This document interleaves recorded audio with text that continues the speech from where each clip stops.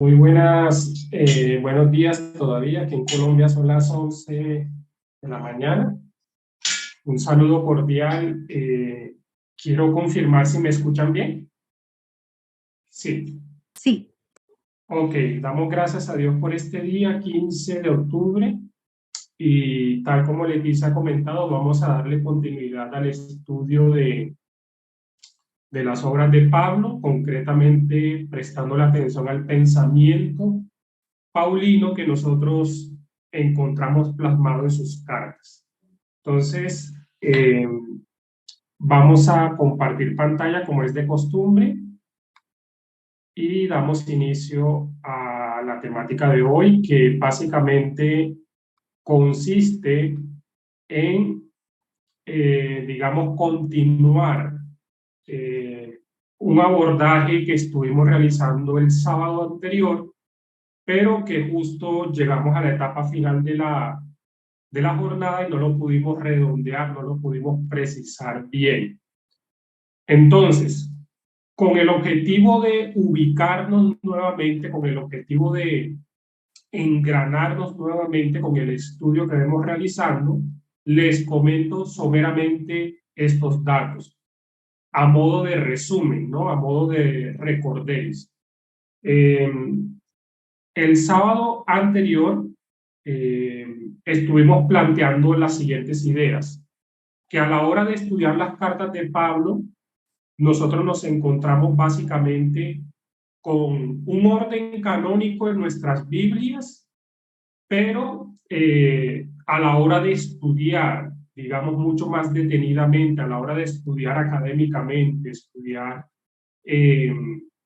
estas obras, también podemos analizarlo desde esta perspectiva, es decir, hacer un estudio desde el orden cronológico. Ustedes lograron ver con el pastor Alberto, con el profesor Alberto, que precisamente dentro de las 13 cartas que nosotros tenemos en el Nuevo Testamento, hay algunas que se les ha dado el carácter de protopaulinas o se les llama auténticamente paulinas. Hay otras que se les ha dado el carácter de deuteropaulinas, incluso hay algunas que se les ha llamado tritopaulinas. Todo para decir que dentro de estas 13 cartas que están acá, algunas se consideran que recogen la tradición de Pablo, recogen el pensamiento de Pablo, pero que fueron elaborados en una segunda y tercera generación de la era cristiana del primer siglo. Decíamos también la clase anterior, y esto lo menciono porque nos va a permitir ubicarnos, como les digo, en lo que quiero ahondar en la mañana de hoy. Estuvimos planteando también la siguiente premisa, y es que nosotros tenemos organizadas las cartas de Pablo en nuestras Biblias, en el Nuevo Testamento, por el siguiente criterio.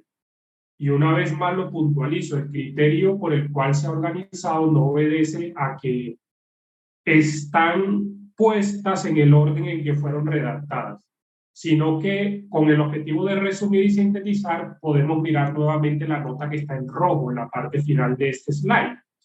Este autor Raymond Brown, que ha sido autor de unos materiales llamados Introducción al Nuevo Testamento, de Editorial Trota, dice en la página 542 lo siguiente: cada colección, es decir, refiriéndose a las cartas de Pablo, está dispuesta en orden descendente de extensión. Así que ya nos creamos una idea de que si nos encontramos primeramente aquí con Romanos, es porque es la más extensa, y si de última aparece Filemón es porque es la más corta. ¿Listo? Les decía también que incluso dentro de un criterio cronológico, hay muchos comentaristas, muchos estudiosos bíblicos que van a decir que la de Romanos, curiosamente, puede ser la última que elaboró auténticamente Pablo. Entonces les doy ese dato a modo de información. Entonces, quedamos acá, y yo sé que estuve tocando unas ideas pero como las elaboré rápidamente, lo quiero hacer con mayor detenimiento, profundizar con ustedes, y es el siguiente. Voy a tomar como punto de partida esta carta de Pablo, la carta a los romanos, por la siguiente razón. Resulta que Romanos es considerado por muchos como la síntesis de la teología paulina.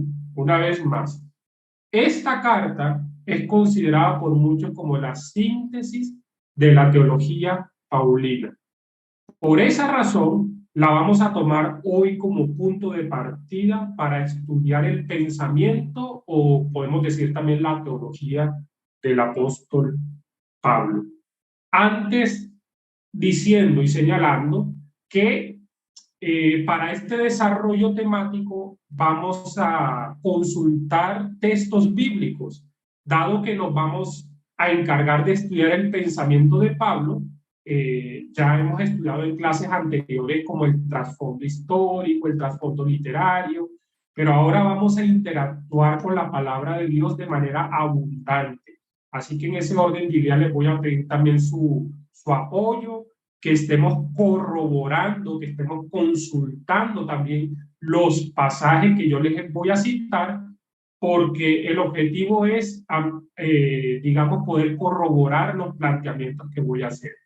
Y por otro lado, también resulta importante lo siguiente: uno a veces quiere desarrollar una clase a la carrera, pero yo creo que lo verdaderamente provechoso es que, aunque lo hagamos calmadamente, le saquemos el jugo, le saquemos provecho y sintamos que efectivamente estamos aprendiendo, ¿no? O estamos enriqueciendo nuestros conocimientos.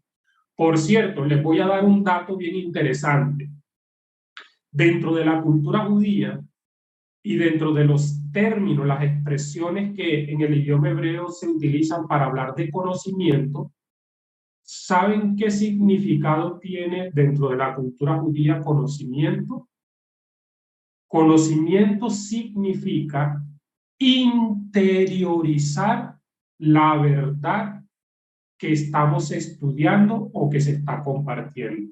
Y esto lo digo porque contrasta con, digamos, las ideas que podemos tener en nuestra cultura occidental. Nosotros hoy en día vivimos en una era de sobreinformación. Estamos bombardeados de muchísima información. Y parece curioso, creemos que somos una sociedad moderna de conocimiento, pero resulta que no es así. Porque paradójicamente, aunque estamos expuestos a tanta información, es como si fuéramos al mar y solamente metiéramos la planta de los pies hasta los tobillos, nuestro cuerpo en el mar, porque viene tanta información que vamos pasando una tras otra, una tras otra, y no logramos ahondar o no logramos profundizar en ninguna de ellas. Así que tengamos en cuenta esta premisa. Así que tomemos esta carta y nuevamente les presento las siguientes características. La carta de Pablo a los romanos es la primera que nos encontramos al leer el corpus epistolar paulino en nuestra Biblia, pero muy probablemente fue la última en ser redactada, ya les hice la claridad, hablando de las protopaulinas. Es la más larga y la más elaborada de todas. Y por esa razón, por la extensión, por los 16 capítulos que tiene, es que se ha colocado de primero o en la cabeza de nuestro orden canónico actual. Pablo inicia esta carta saludando a una comunidad que él no había fundado. Tengamos presente esto. Él no había fundado esta comunidad cristiana, dando gracias a Dios y exponiendo sus proyectos de ir a Roma. Cuando nosotros estudiamos el capítulo 1, el capítulo 15, nos damos cuenta de que Pablo mismo expresa su deseo, ya les voy a citar el pasaje, de ir a Roma. Dentro de los propósitos Nuevamente a modo de recordar, y nosotros mencionamos dos. Número uno, hay un propósito inmediato que el apóstol Pablo va a plantear en esta carta, y es que Pablo redactó esta carta para anunciar y preparar su próxima visita a la comunidad cristiana de Roma. Entonces, Pablo, miren lo que estaba pasando. Pablo deseaba abrir paso, abrir camino, abrir horizonte en su labor misionera. Él sentía que ya había ejercido una importante tarea en la franja oriental del Imperio Romano, es decir, en la zona donde está Asia Menor, en la zona donde está la provincia de Macedonia, de Acaya.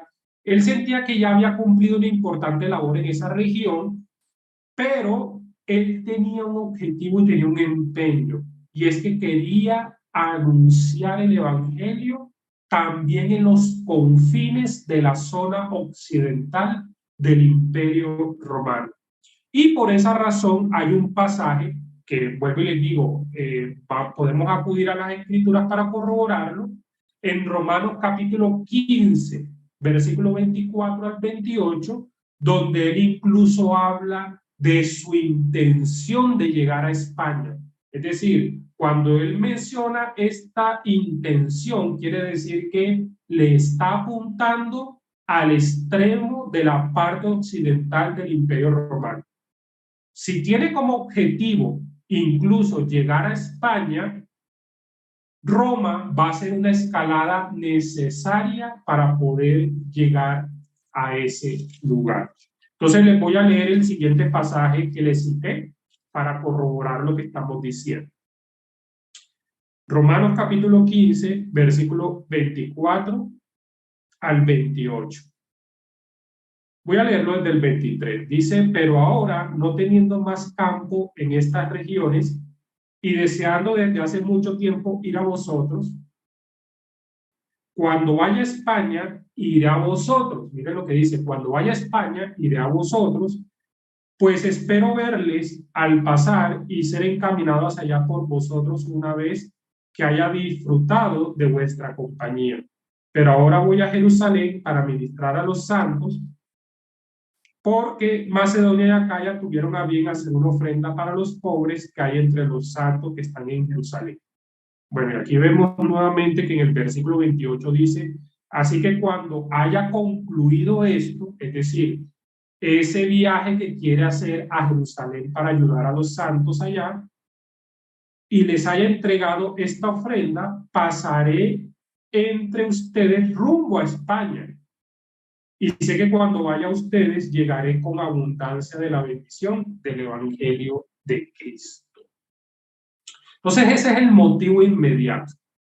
Pero también se ha rastreado un motivo, y es que el apóstol Pablo aprovecha la ocasión de escribir esta carta para exponer ampliamente el conocimiento, para exponer ampliamente el pensamiento que él tiene sobre el Evangelio de Jesucristo, que ha estado anunciando incansablemente durante varios años. También mencionábamos nosotros que según el pasaje de Romanos capítulo 16, versículo 22, nosotros podemos identificar el autor de la carta. Recuérdenlo una vez más.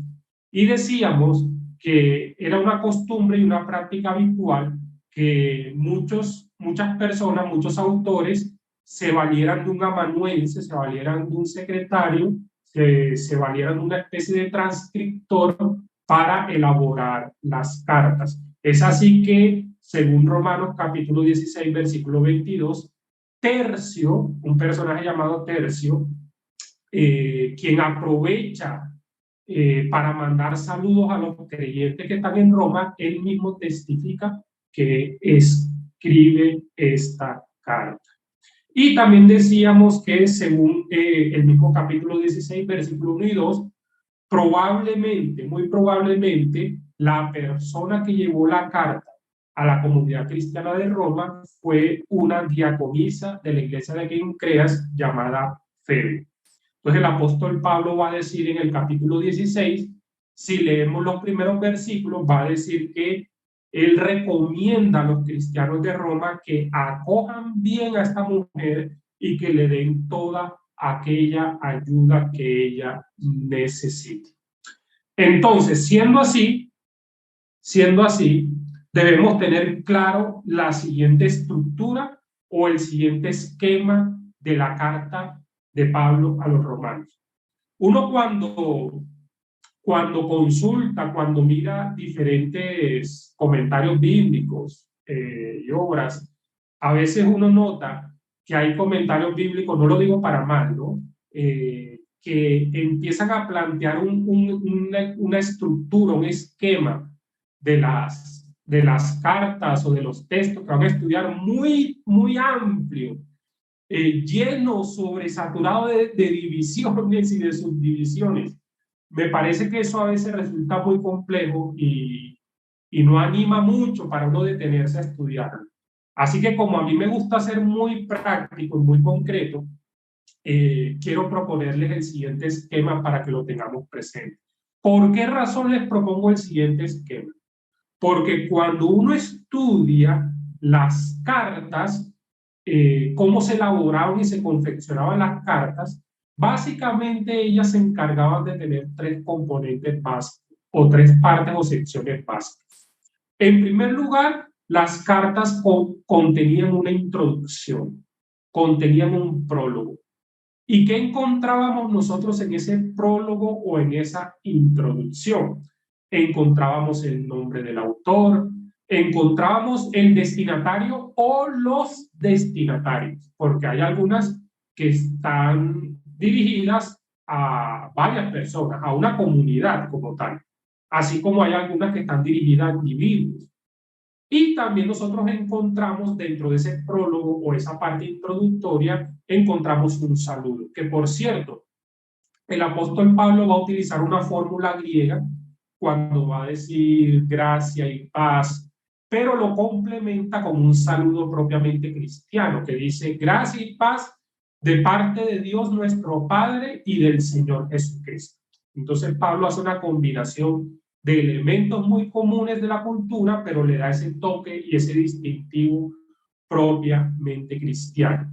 Decíamos también que en segundo lugar las cartas, cuando uno hace un estudio de la composición de las cartas, ellas también están integradas por un cuerpo. Luego de ese prólogo, luego de esa introducción, está integrada por un cuerpo. Y en ese cuerpo, que básicamente viene siendo la parte que está en azul oscuro, nosotros vamos a encontrar que el autor, en este caso el apóstol Pablo, va a exponer un contenido de carácter doctrinal o de carácter teórico y otro contenido de carácter moral o de carácter práctico. Así que tengámoslo presente. Contenido teórico, doctrinal y de contenido moral o práctico. Y en último lugar, encontramos que también hay un epílogo o también podríamos decir una conclusión, donde también se van a encontrar unos saludos finales y una bendición final. Entonces, tengamos lo siguiente presente. Si nosotros queremos conocer en líneas generales la carta de Pablo a los romanos, podemos tener el siguiente esquema que me parece que es muy práctico. Entonces, prestémosle atención al menos a la primera parte, que aparece en azul oscuro, la primera parte.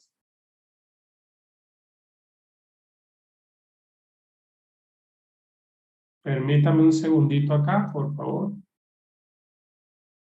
¿Me escuchan bien? Sí, ok. Gracias. Entonces, prestemos la atención a la primera parte. La salvación por la fe. La salvación por la fe. Está comprendido desde el capítulo 1, versículo 16, hasta el 11:36. ¿Qué vamos a hacer nosotros ahora?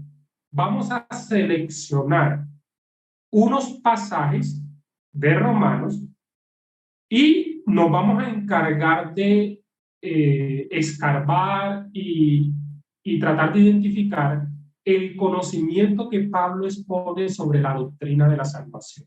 ¿Listo?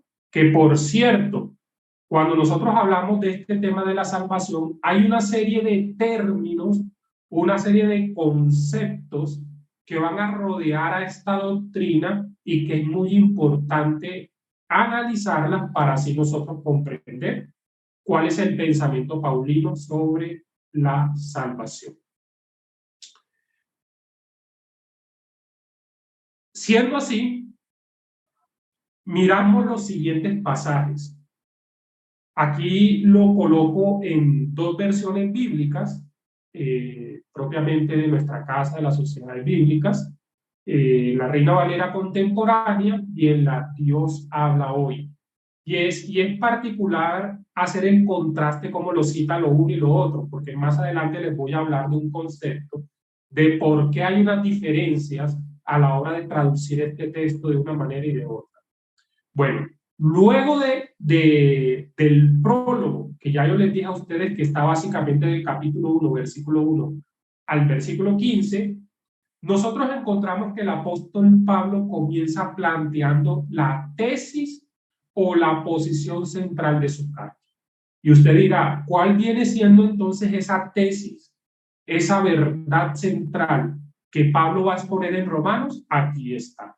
Capítulo 1, versículo 16 y versículo 17.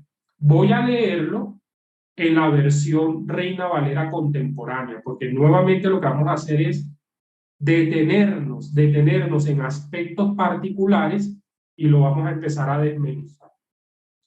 No me avergüenzo del Evangelio, va a decir Pablo, porque es poder de Dios para salvación o para la salvación de todo aquel que cree.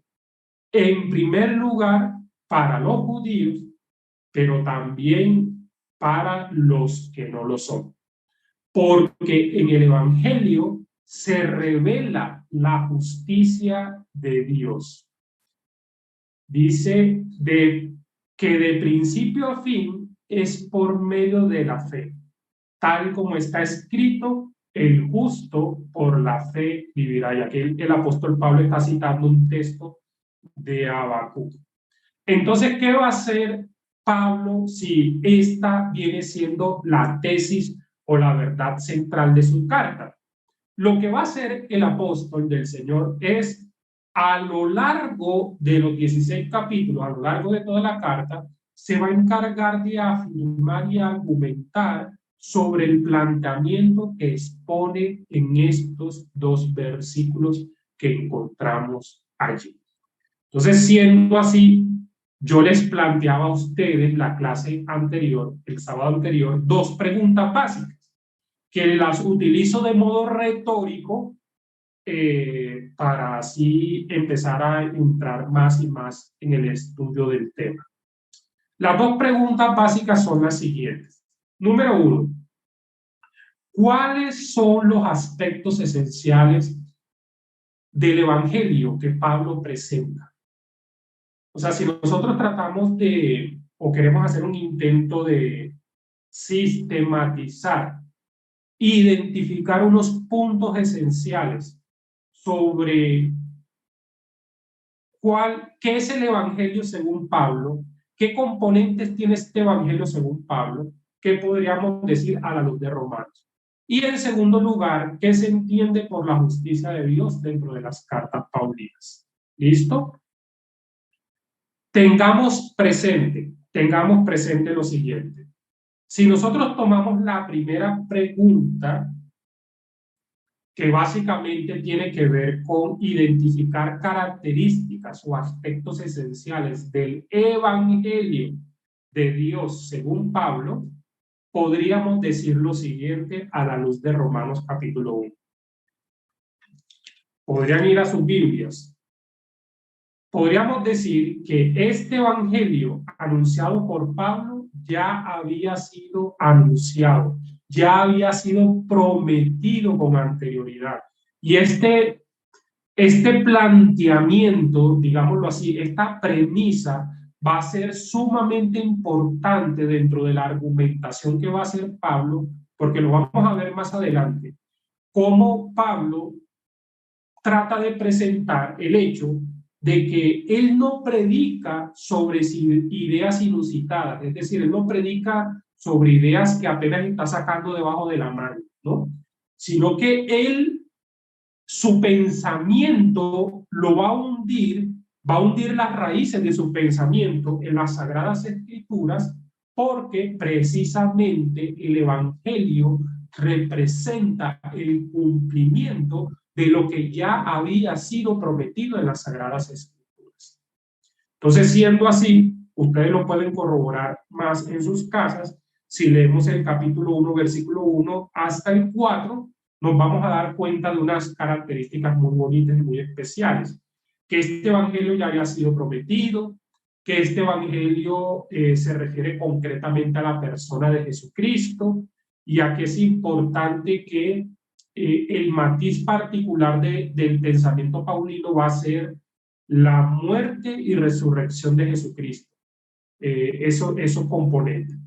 También Pablo va a decir a la hora de presentar los rasgos esenciales del evangelio que predica, que este evangelio es poder de Dios. Ya lo leímos en el texto compartido en el slide anterior. ¿Y qué significa esa declaración?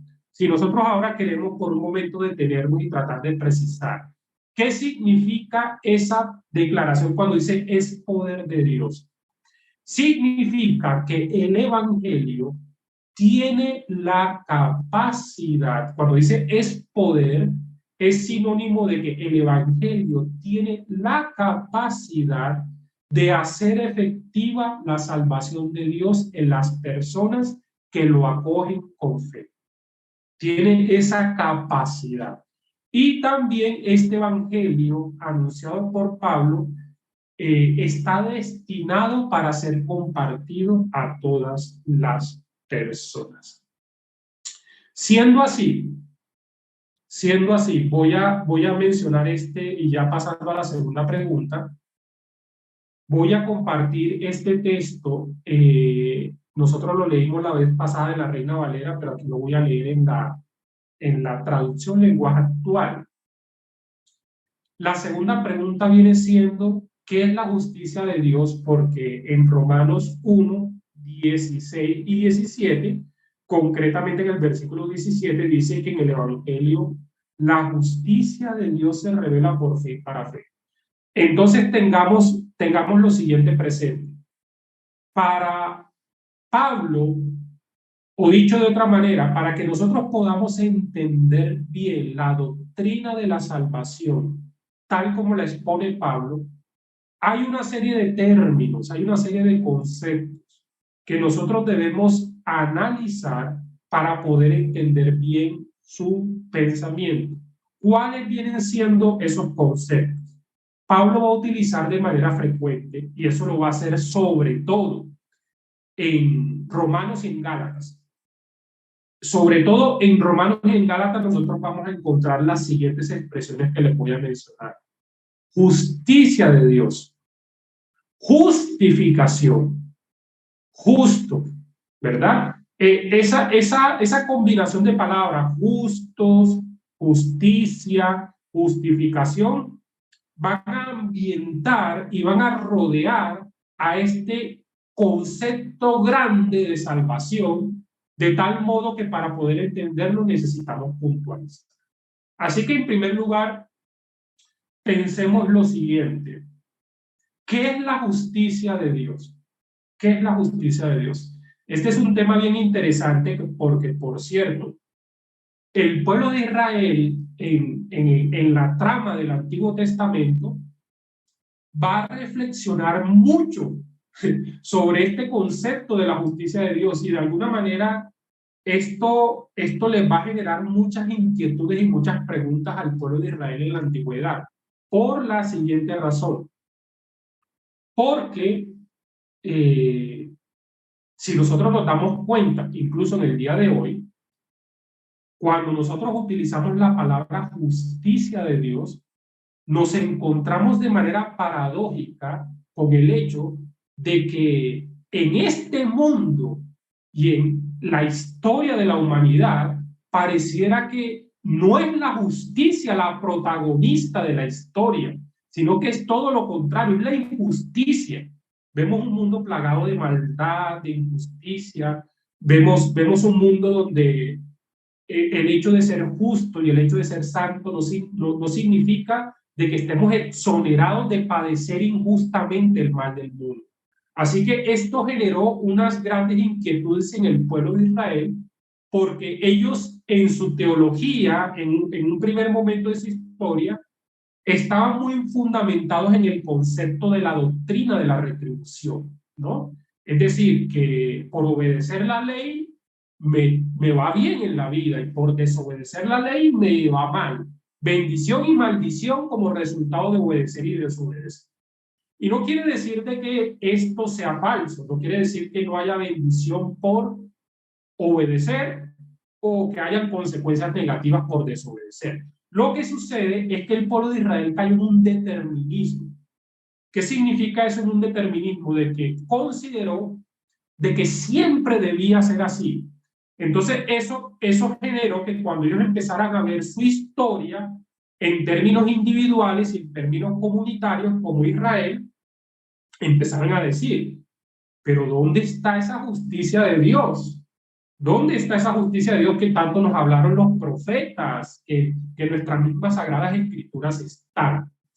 Es así que este concepto se fue estudiando, se fue reelaborando, a tal punto de que los profetas en un primer momento van a decir que la justicia de Dios ciertamente se manifiesta en el plano histórico, pero ya en el momento exílico y después del exilio, van a surgir unos profetas con un pensamiento escatológico que van a remitir la justicia de Dios o la manifestación de la justicia de Dios al final de los tiempos. Es así que en este pasaje, ya llegando al Nuevo Testamento, precisamente en el discurso que Pablo da en el Areópago, en Atenas, él va a dar un discurso magistral, que por cierto, cuando terminó sus últimas notas de ese discurso, hablando de estas últimas palabras que aparecen en el versículo 31, de que Dios había resucitado a Jesucristo entre los muertos, la gente se empezó a parar y se empezó a ir y no recibieron como que muy bien el mensaje. Pero todo un discurso magistral de Pablo. Entonces, miren lo que va a decir Pablo acá, porque voy a hablarlo en términos pastorales y en términos prácticos también. Hoy en día, incluso nosotros nos encontramos con una diversidad de pensamientos sobre el tema de la justicia de Dios. Hay personas que dicen, no, eso no va a pasar, o sea, no hay tal cosa como justicia de Dios. Este mundo está plagado de tanta maldad y uno, ¿dónde es que ve la justicia de Dios? ¿Ya? Pero el texto bíblico va a decir lo siguiente. Durante mucho tiempo, Dios perdonó a los que hacían todo eso. Es decir, los versículos anteriores hablan de la idolatría, porque no sabían lo que hacían. Pero ahora Dios ordena que todos los que habitan en este mundo se arrepientan y que lo obedezcan solo a Él. Porque Dios ha decidido ya el día en que juzgará a todo el mundo. O sea, esto que estamos viendo en el versículo 31 es un hecho ineludible. Ineludible. Ya está determinado. Ya está establecido un día en el que juzgará Dios al mundo. Por cierto, cuando Pablo incluso va a presentar su defensa en el libro de los Hechos ante Agripa, ante Félix, él va a utilizar una serie de ideas y va a decir que por este hecho de él estar consciente que ya Dios ha establecido un día en que él va a juzgar al mundo, dice él, yo procuro mantener una buena conciencia delante de Dios y delante de los hombres. Y él va a decir también en Corintios que aunque por nada o por muy poco él tenga que ser juzgado por los hombres, incluso él, aún él mismo no se juzga a sí mismo, él es consciente que va a llegar un día en que vamos a comparecer ante el tribunal de Cristo. Entonces Dios ya ha establecido un día en el que juzgará a todo el mundo, y ese criterio con el cual va a juzgar al mundo es la justicia. La justicia. Entonces tengamos lo siguiente, tengamos presente lo siguiente. Pensémoslo en nuestro plano humano, en nuestro plano terrenal. Si Dios ya ha establecido un día que va a juzgar al mundo, y si nosotros nos imaginamos un escenario de un juicio, de manera sencilla y de manera concreta, en un juicio solamente pueden ocurrir dos posibilidades frente a aquellos que comparecen. ¿Cuáles son esas dos posibilidades? Que los que comparecen o sean condenados o sean absueltos de cualquier condena. ¿Sí o no? Así de sencillo. Que la persona sea declarada culpable o la persona sea declarada inocente. Entonces, siendo esto así, Pablo va a decir en Romanos, miren, le voy a hablar a judíos y a los que no son judíos. Y aquí Pablo, cuando habla este concepto, yo me imagino que a muchos judíos de su tiempo les rayaría que Pablo les presente toda esta idea. Va a decir Pablo, miren, ¿cuál es la condición que nosotros los seres humanos tenemos ante ese juicio? Pablo va a decir, Pablo va a decir lo siguiente.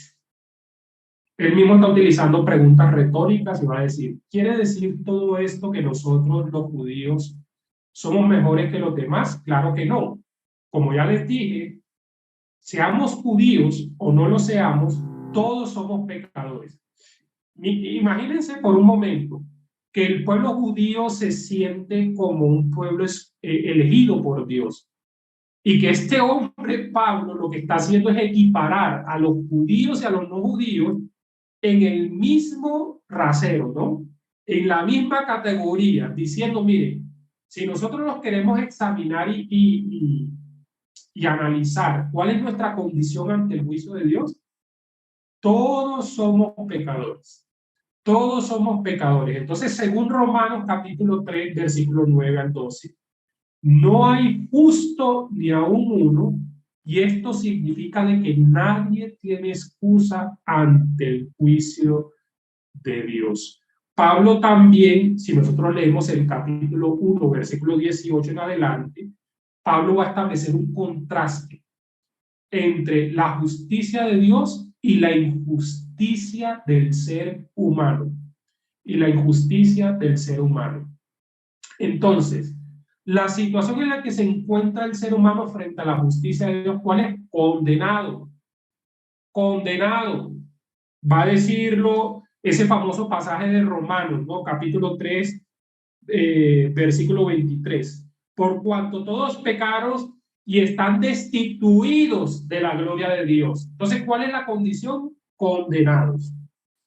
Entonces, esto significa esta premisa, digamos, esta radiografía y este diagnóstico que Pablo va a establecer de que todos estamos condenados en ese juicio divino es lo que va a justificar y lo que va a sopesar el hecho de que todos, sin excepción alguna, estamos necesitados de la redención de Dios. Así que cuando uno comprende esta verdad esencial del Evangelio, uno dice, cobra mayor sentido para uno el seguimiento que tiene a Jesucristo. Porque uno dice, soy consciente que necesito la redención del Señor. Miren, por ejemplo, este pasaje no se lo cité la vez pasada, pero quiero que ustedes lo busquen también en sus Biblias. Romanos capítulo 3, versículo 5. Romanos capítulo 3, versículo 5.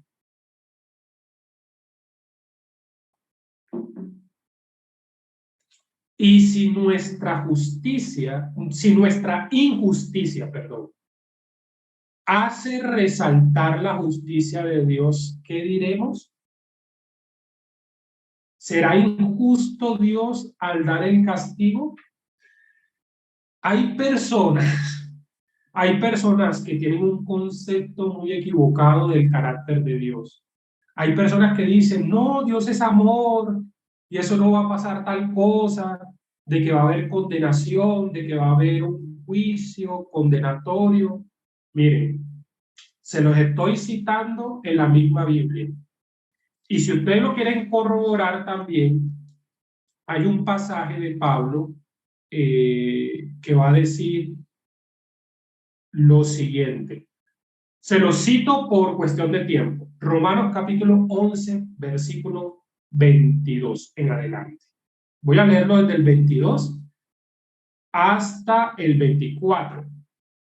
Y aquí está hablando de una situación que le pasó al pueblo de Israel. Y es que fueron desgajados, ¿no? De la rama, del olivo, la imagen que está utilizando acá el apóstol Pablo. Dice, mira pues la bondad y la severidad de Dios. Entonces, a la hora de describir el carácter de Dios, miren lo que Pablo está diciendo. En Dios hay gesed, en Dios hay bondad, hay misericordia, pero también hay severidad, hay rigor. Entonces dice, miren pues la bondad y la severidad de Dios. La severidad ciertamente para con los que cayeron, pero la bondad para contigo si permaneces en esa bondad, porque de otra manera tú también serás eliminado. Y aun ellos, si no permanecen en incredulidad, serán injertados, porque Dios es poderoso para volverlos a injertar. Si tú fuiste cortado del que por naturaleza es olivo silvestre, y contra naturaleza fuiste injertado en el buen olivo, ¿cuánto más estos, que son las ramas naturales, serán injertados en su propio olivo? Miren, resulta curioso que nosotros estamos viviendo en una época, en un tiempo, donde estas verdades escriturales no se predican, donde estas verdades no se hablan. O sea, de verdad, uno a veces analiza el evangelio que hoy es predicado y uno dice, pero ¿qué es lo que se predica en el día de hoy? ¿Verdad? Y Pablo va a decir incluso en Gálatas de que no hay varios evangelios, solamente hay un solo evangelio. Quiero terminar estas ideas que están acá y ya daré lugar, como a mí me toca también la siguiente sección, daré lugar al espacio de preguntas. Miren, escuchemos lo siguiente. Si todos nos encontramos en una mala situación ante el juicio de Dios, ¿qué vía de salvación nos ofrece entonces el Evangelio? O sea, ¿cuál es el remedio? ¿Cuál es una salida que nos pueden ofrecer frente a esta condición tan funesta, ¿verdad? Pablo deja ver, precisamente en Romanos, va a dejar ver que la condición de condenación de la humanidad puede revertirse. Escúcheme bien porque esto que lo voy a decir es una premisa fundamental. Pablo deja ver en Romanos que la condición de condenación de la humanidad puede revertirse en justificación mediante Jesucristo. ¿Y saben ustedes qué es lo que les acabo de decir? La buena noticia que Dios tiene para el mundo. Eso es lo que significa el Evangelio. Eso es lo que significa la buena noticia. Que si la condición es que somos pecadores y estamos destituidos de la gloria de Dios, estamos destinados a condenación, esa condición puede revertirse en justificación mediante Jesucristo. Y aquí nos entramos ya a un término que es la palabra justificación, de la cual vamos a ahondar en el segundo bloque, porque diciéndolo de manera concreta, lo que Pablo va a plantear en Romanos capítulo 1, versículo 17, es lo siguiente, y lo que va a argumentar a lo largo de su carta, y es que si ya la justicia de Dios está decretada para materializarse, para reflejarse en un día concreto, hay una diferencia entre estar en Cristo y estar sin Cristo, estar con Cristo o estar sin Cristo, a la hora de comparecer a ese juicio divino. Lo que Pablo va a decir es que la justicia de Dios en Cristo se va a manifestar o se va a revelar como salvación, como justificación. ¿Y qué significa la palabra justificación? Piénsenlo, porque yo les dije a ustedes en la clase pasada que yo no me voy a complicar aquí con derroche de elocuencia y con palabras sofisticadas. ¿Qué significa la palabra justificación? Si estamos hablando de que vamos a comparecer a un juicio, existen dos posibilidades, y es que la persona sea condenada o la persona sea absuelta de culpa y condenación. Entonces, ¿qué es lo que significa la palabra justificación? Significa de que existe la posibilidad de que algunas personas sean absueltas de toda condena. ¿Y quiénes van a ser absueltos del juicio de toda condena? Exacto. Ahí dice Nelly, la justificación, absuelto siendo culpable. Eso lo vamos a profundizar ahora por un momento y le daré oportunidad a ustedes. ¿Qué significa eso de ser absueltos? Eso es la salvación. Eso es lo que significa lo que Pablo ha dicho en Romanos capítulo 8, versículo 1. El famoso pasaje que todos conocemos. Ahora pues, ninguna condenación hay para los que están en Cristo Jesús. Entonces yo le hago una pregunta, ¿acaso esto no es una buena noticia, una grandiosa noticia para anunciar al mundo? Una vez más, ¿cuál es la grandiosa noticia, el evangelio de Dios para ser anunciado al mundo? Y es que si nuestra condición es que somos pecadores, y eso amerita ser condenados en el juicio divino, la buena noticia es que nosotros podemos revertir ese veredicto. Lo podemos revertir. ¿Y cómo lo podemos revertir?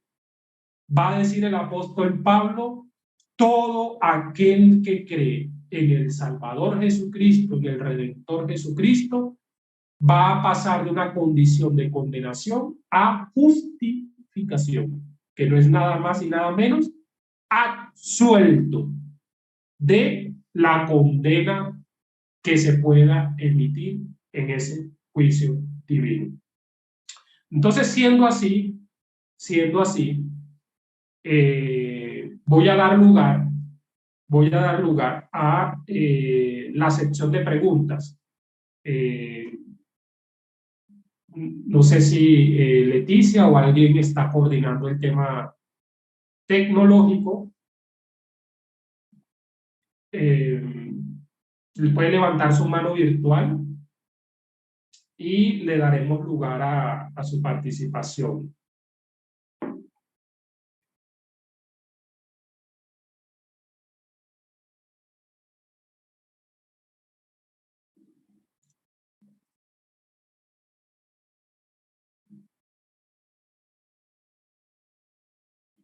Aquí veo en el chat que Nélida dijo justificación absuelto siendo culpable. No es una declaración de inocencia, sino de liberación de condena. Así es, muy bien, excelente, Nélida, muchas gracias. Veo que Félix Pinedo tiene la mano levantada. ¿Le podrían habilitar el micrófono para que hable?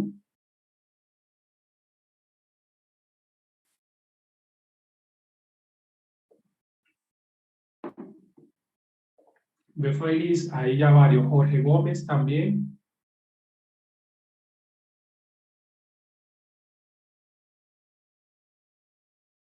Sí pueden, Félix, sí puedes habilitar tu micrófono.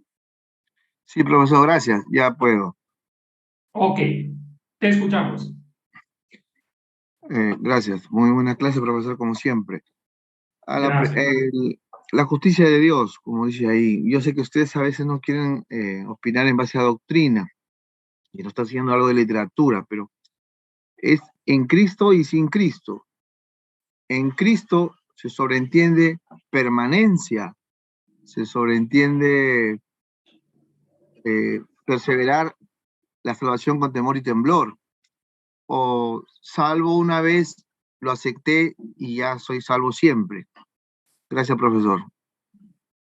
Ok, gracias. Sí, tocas un tema doctrinal y bueno, creo que una de las, lo tengo que decir, pero me voy a atrever a hablar sobre el tema.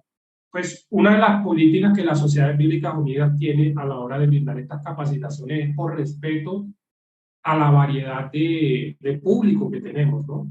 Es que procuramos no meternos en temas doctrinales, eh, pero yo lo voy a hacer, voy a tocar unas ideas no con motivos de polemizar, ese no va a ser mi espíritu, mi actitud, sino con el objetivo de pronto puntualizar algunas ideas. Eh,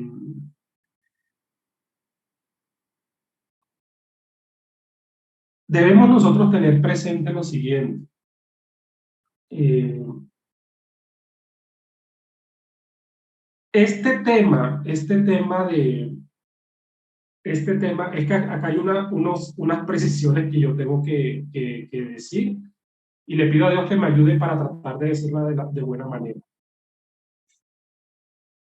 Miren, nosotros en la Biblia, no quiero decir que esa práctica esté mal, no quiero decir que esa práctica no la debamos hacer, es más, yo incluso lo hago hasta el día de hoy. Pero sí hay algo que debemos tener en cuenta. Nosotros en el Nuevo Testamento no encontramos tal cosa como hacer una oración de fe para aceptar a Jesucristo. Nosotros no encontramos eso. ¿Sabes qué es lo que encontramos nosotros en la Biblia? Encontramos una decisión que las personas toman de reconocer a Jesucristo como su Señor, como el Señor de toda la creación.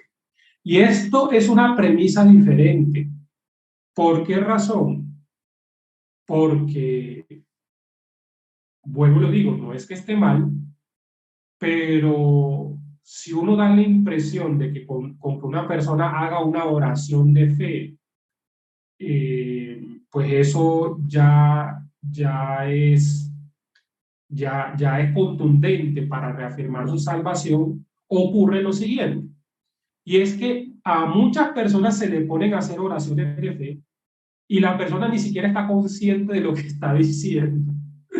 A veces se le toma en los últimos minutos de un culto, haga esta oración y la persona ni siquiera tiene idea de lo que está haciendo, pero como el pastor lo está diciendo, el predicador, él lo repite. Todo para decirles lo siguiente.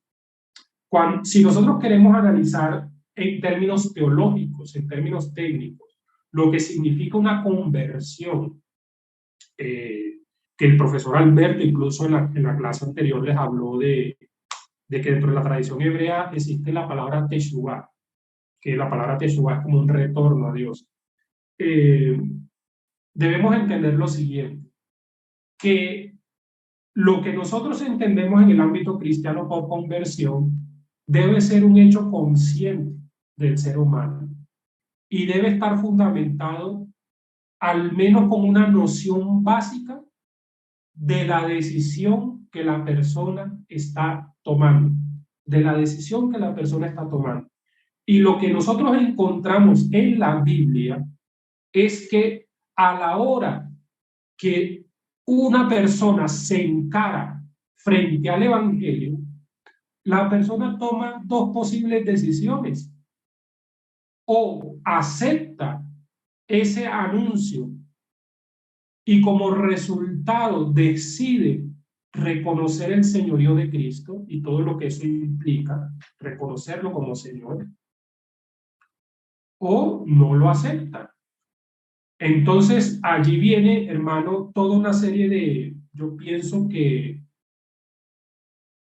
de fundamentos que nosotros debemos establecer a la hora de un discipulado en nuestros tiempos actuales, en este siglo XXI, y es que ser discípulo de Cristo es una decisión mucho más consciente y es una decisión mucho más atrevida de lo que nos hemos imaginado o de lo que hemos presentado.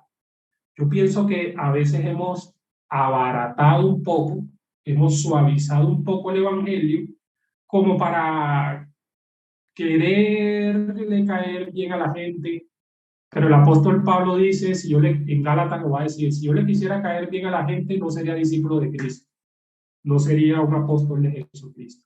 Entonces, todo para decir que, hermano, que, que así como Dios nos está haciendo esta oferta de salvación mediante Jesucristo, esa oferta de salvación debe ser correspondida con una decisión consciente y una decisión sostenida de estar en Cristo. Y yo personalmente creo, vuelvo y les digo, no estoy rayando en polemizar aquí en términos de predestinación ni nada de esas cosas, pero yo sí creo que no es lo mismo, no es lo mismo simplemente sentirse simpatizante de una vida cristiana a tomar una decisión por ser un discípulo de Jesucristo en el mundo. Así que eso lo tengo que decir porque creo que nosotros no podemos dar lugar a engañar a la gente, a engañar a la gente. Yo creo que Dios no se merece menos. Jesucristo no se merece menos. Si Él lo dio todo por nosotros, si Él se entregó todo por nosotros, ¿cómo nosotros no nos vamos a entregar por Él? ¿Cómo nosotros no vamos también a tener una decisión muy determinada por Él? Y termino diciendo lo siguiente, y ya le voy a dar el lugar a Jorge. Lo siguiente, permíteme, y para responder a tu pregunta, te cito este pasaje. Romanos capítulo 14, Romanos capítulo 14, versículos 7 y el 9. Yo creo que el versículo 9 da respuesta a esto, sin meterme en polémicas de términos de predestinación ni nada. Dice Pablo en Romanos capítulo 14, versículo del 7 al 9. Ninguno de nosotros vive para sí y ninguno de nosotros muere para sí. Si vivimos, para el Señor vivimos. Y si morimos, para el Señor morimos. Así pues, ya sea que vivamos o sea que muramos, del Señor somos. Y el versículo 9 dice esto: Cristo para esto murió, resucitó y volvió a vivir, para ser Señor así de los muertos como de los que viven. Entonces, simple y llanamente, entendamos esto. Si uno está diciendo que Jesucristo es nuestro Señor, mi Señor, eso significa simple y llanamente que ya yo no me pertenezco a mí mismo, que ya yo no vivo para mí mismo, que ya yo no muero para mí mismo, sino que como dice el texto que hemos leído, ninguno vive para sí y ninguno muere para sí, porque si vivimos, del Señor somos, y si morimos, del Señor somos. Y yo pienso que para lograr eso se requiere una respuesta consciente y desde la voluntad del ser humano. Que la persona diga, sí, yo decido ser un discípulo de Jesucristo en el mundo. O la persona diga, no, no estoy dispuesto a eso. Jorge, y luego José Luis.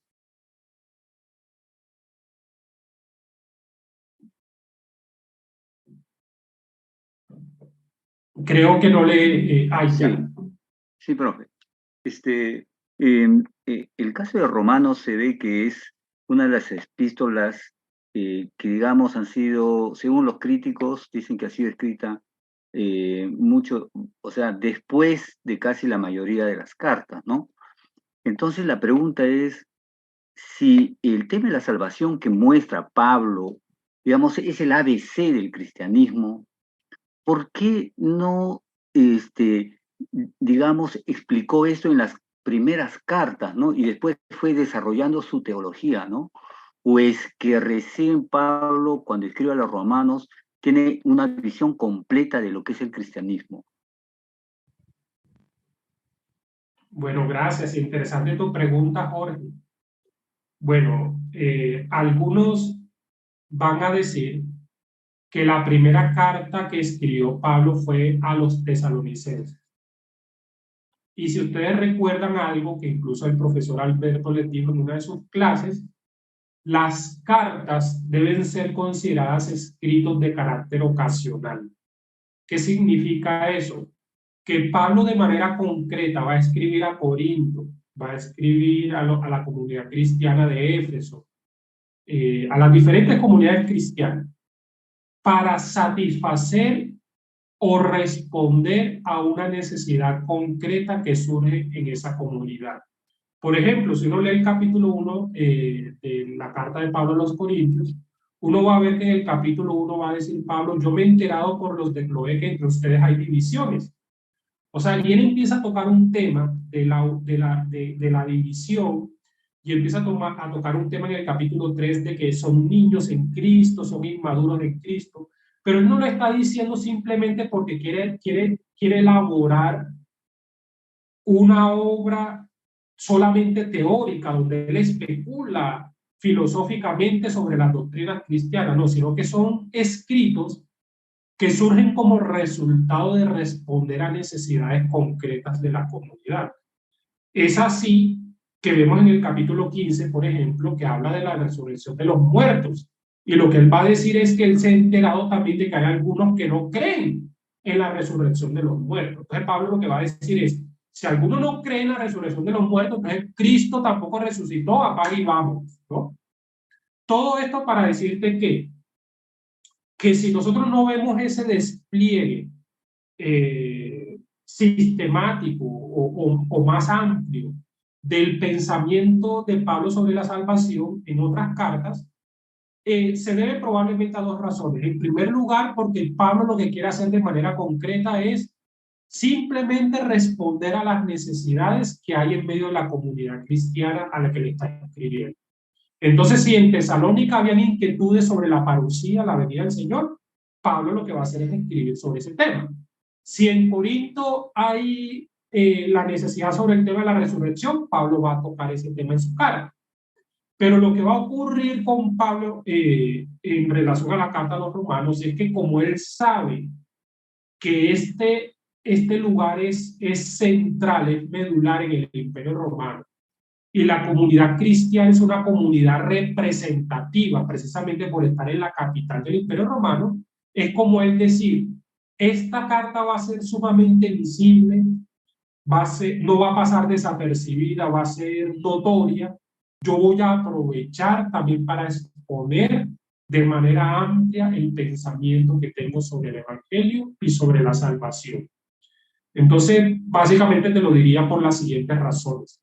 Recuerden ustedes una vez más, cuando Pablo y los demás escritores del Nuevo Testamento vivieron y elaboraron sus obras, a ellos no se les pasó por la cabeza de que estaban elaborando tal cosa como un Nuevo Testamento. Ellos no tenían, Pablo no tenía en su mente de que hoy, 15 de octubre del año de este año, nosotros estaríamos hablando de él o estaríamos hablando de sus cartas. Él no tenía ni idea de que se iban a aglutinar todos estos escritos para elaborar un tal Nuevo Testamento. Así que las cartas son de carácter ocasional y él va respondiendo a las necesidades que identifican las comunidades cristianas.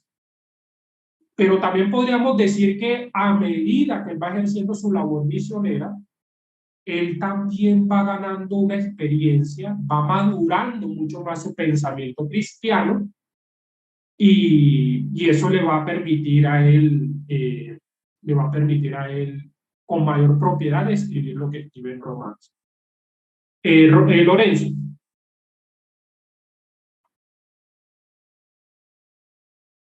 Muy bien, pastor. Muy buenos días. Buenos días.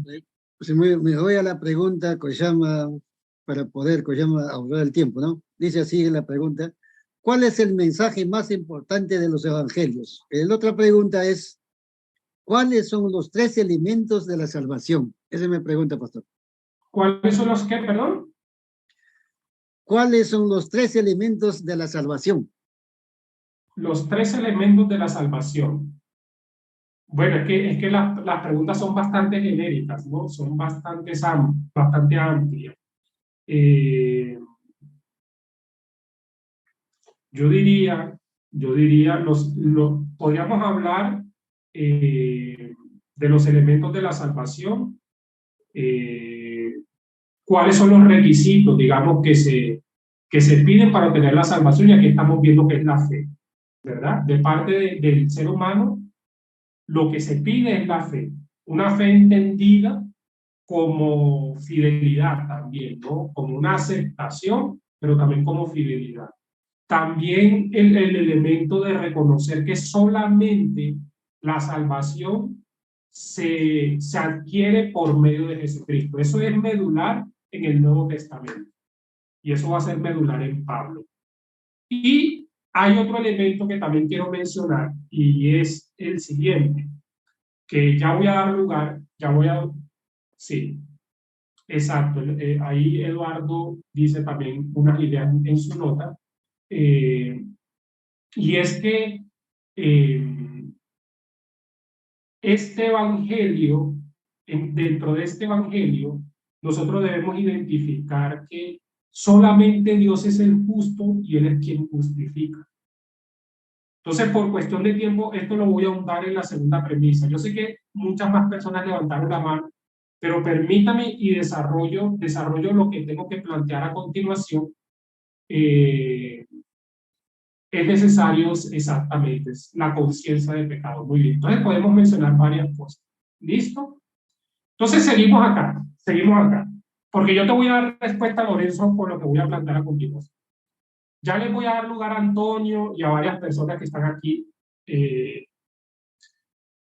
Bueno, si hemos dicho que nuestra condición ante el juicio de Dios es una condición no tan alentadora, pero que precisamente el Evangelio es buena noticia porque nos ofrece una vía, no solamente una vía, la única vía de salvación. Entonces, debemos tener nosotros presente lo siguiente. Pablo va a afirmar en Romanos que en el Evangelio se revela la manera como Dios ejecutará su justicia en el mundo. Pablo lo va a decir. Y escúcheme bien con esto. Pablo va a decir en Romanos capítulo 3, versículo 26, lo siguiente. Va a decir que Dios solamente es justo y Él es el único que puede justificar. Eso lo dice, les estoy dando citas bíblicas para que ustedes corroboren, ¿no? Dice, con miras a manifestar en este tiempo su justicia, a fin de que Él sea el justo y el que justifica al que es de la fe de Jesús. Entonces, debemos tener presente eso. Debemos tener presente también que Dios ha ofrecido esa justificación por medio de Jesucristo. Y por cierto, Pablo va a decir también en una de las cartas pastorales, él va a decir que Jesucristo ha sido designado para ser juez de vivos y de muertos. Ustedes se recordarán muy bien de este pasaje. Creo que está en el capítulo 4, ya se los voy a citar para los que están tomando nota.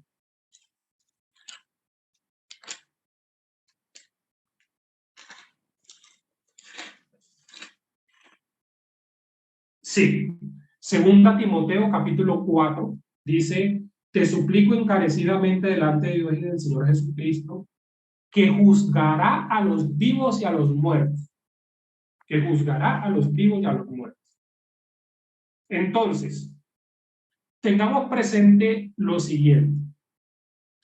Cuando Pablo expone estas verdades del Evangelio, pues lógicamente debemos tener presente esto, y es cómo cayó este mensaje dentro de la comunidad judía y dentro de los gentiles. O sea, acá hay que empezar a hacer un análisis de cómo fue recibido y cómo llegó a sonar este mensaje en oídos del judío y en oídos del gentil. Entonces, lo que Pablo se va a encontrar a lo largo de su ministerio es que muchos judíos simpatizantes con el cristianismo, muchos judíos que incluso habían manifestado su reconocimiento de Jesucristo como el Mesías, chocaban con el tema de cómo así que solamente se pide la fe partiendo del hecho de que solamente Dios es el justo y Él es el único que puede justificar mediante Jesucristo. ¿Y dónde queda la ley? ¿Y dónde quedan todas las observancias de la ley frente a esto?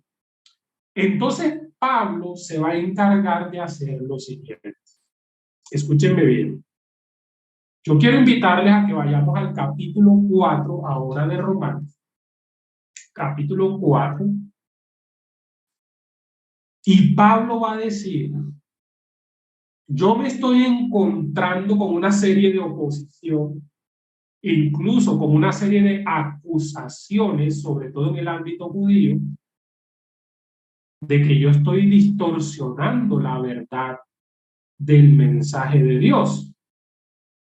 Entonces, lo que Pablo va a hacer es que con el objetivo de justificar la doctrina de la salvación, o mejor dicho, con el propósito de soportar la doctrina de la justificación que viene presentando, él va a hacer algo que hoy en día se conoce como argumentos de autoridad. ¿Qué significa eso de argumentos de autoridad? Pablo va a tomar a la figura de Abraham y va a tomar a la figura de David, que vienen siendo ejemplos icónicos en el pueblo de Israel. Los va a tomar como referentes para argumentar y para fundamentar esta doctrina de la justificación que él viene presentando. Toma a Abraham y toma a David en el capítulo 4. Y todo para decir que el evangelio que él predica no es sino una explicación de lo que ya se encuentra en la ley y en los profetas. Entonces, ¿qué es lo que va a decir Pablo de manera concreta? Y yo quiero, por favor, pedirle a alguien de manera voluntaria que me ayude a leer el siguiente pasaje. Lo puede leer en la Reina Valera si lo tiene. Romanos capítulo 4, versículo 1. Vamos a leerlo hasta el versículo 12. ¿Quién quiere leer de manera voluntaria el pasaje citado?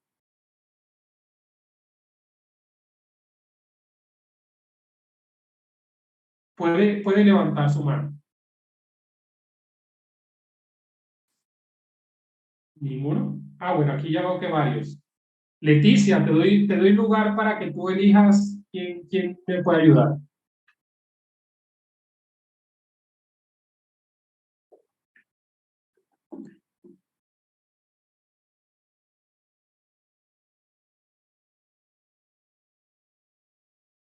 Tienes el micrófono en silencio, Leticia. ¿O no puedes? ¿No puedes habilitarlo? ¿No? Ahora Ah, sí, no. ahora Ahora sí. sí, qué pena. Es que pensé que tú eras la que coordinaba la parte técnica, perdón, lo siento. Ya, no hay problema. Muy bien, hermano Antonio, usted que abrió su ventanita, a ver, dele con la lectura. Gracias, gracias. Gracias.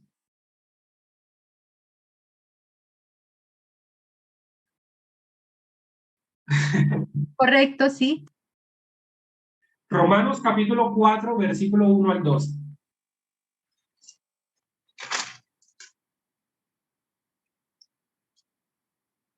La palabra de Dios nos habla aquí en Romanos 4, del 1 al... ¿Cuánto me dijo? Del 3, 1 diga. al 12. Ya.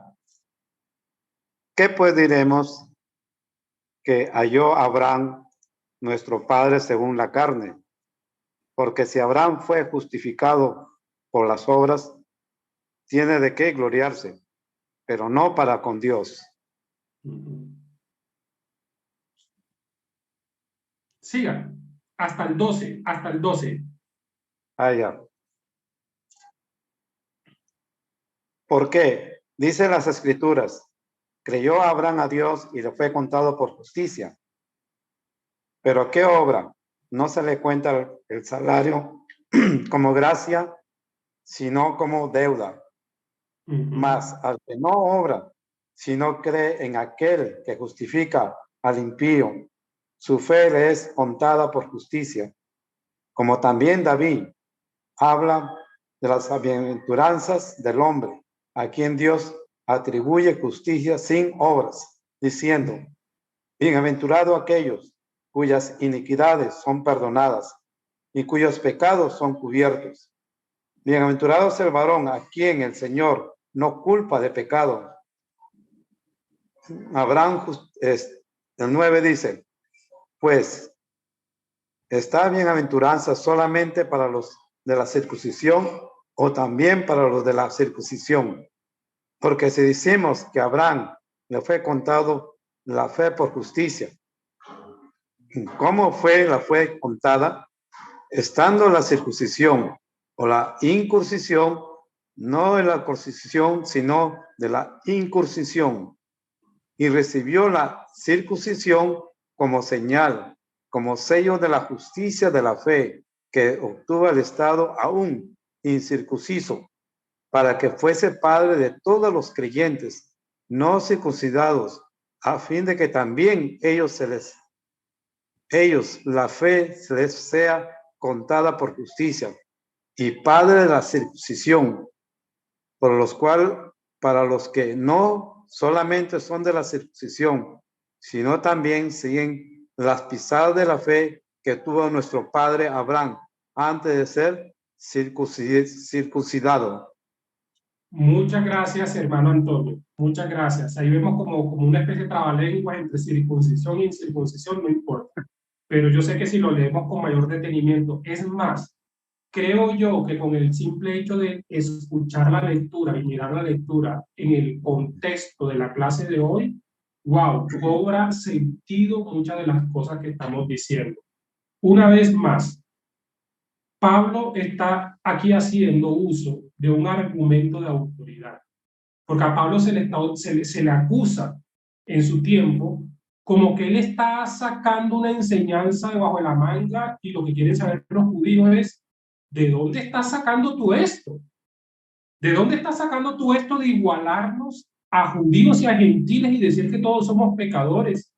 ¿De dónde estás sacando tú esto de que solamente es por la fe y no por las obras de la ley? Entonces lo que Pablo va a decir es, mire, el evangelio que yo les predico no es nada más y nada menos sino una explicación de lo que ya aparece en la ley y los profetas. Así de sencillo. Y si ustedes quieren evidencia, les voy a tomar a estos dos personajes que son icónicos dentro de nuestro pueblo, Abraham y David. En relación a Abraham, ¿qué es lo que va a decir Pablo? Pablo lo que va a decir de manera directa y de manera llana es que él creyó y esta acción de creer en Dios le fue tenido en cuenta para su justificación. Y Pablo va a decir una serie de conceptos y es lo siguiente. Si la justificación, versículo 2, viene por las obras, entonces la persona tiene un motivo para enorgullecerse, porque va a decir, yo logré esta justificación por mí, yo lo logré por lo que hice. Y no solamente eso, Pablo también va a decir, y Dios entra a ocupar un papel de ser deudor de la persona. ¿Por qué razón? Porque la persona tiene un mérito ahora para ser salvo y Dios está en deuda con la persona y Dios le debe el regalo de la salvación.